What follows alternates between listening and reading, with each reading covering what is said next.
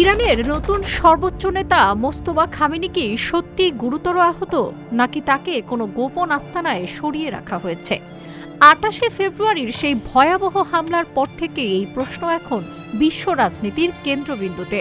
আর এই বিতর্ককে উস্কে দিয়েছেন খোদ মার্কিন প্রেসিডেন্ট ডোনাল্ড ট্রাম্প।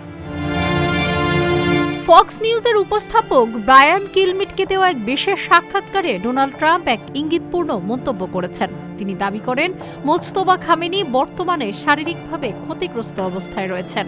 ট্রাম্পের ভাষায়, আমি মনে করি তিনি সম্ভবত বেঁচে আছেন, তবে তিনি বেশ বড় ধরনের ক্ষতির সম্মুখীন হয়েছেন। ট্রাম্পের এই মন্তব্য এমন এক সময় এলো যখন ২৮শে ফেব্রুয়ারির হামলায় মোস্তফার বাবা আয়াতুল্লাহ আলী খামেনির মৃত্যুর পর ইরানের নেতৃত্ব নিয়ে চলছে চরম অনিশ্চয়তা।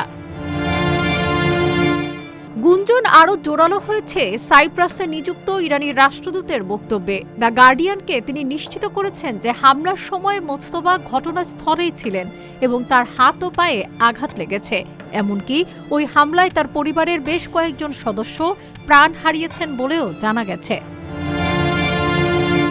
গত বৃহস্পতিবার ইরানের রাষ্ট্রীয় টিভিতে সর্বোচ্চ নেতা হিসেবে মোস্তফা খামেনির প্রথম ভাষণ প্রচার করা হয়, কিন্তু আশ্চর্যের বিষয় হলো কোনো ভিডিও ছাড়াই কেবল একটি স্থির চিত্র দেখিয়ে ভাষণ শোনানো হয়। গোয়েন্দা সংস্থাগুলোর ধারণা, মোস্তফা খামেনি হয়তো কোমায় আছেন অথবা গুরুতর আহত।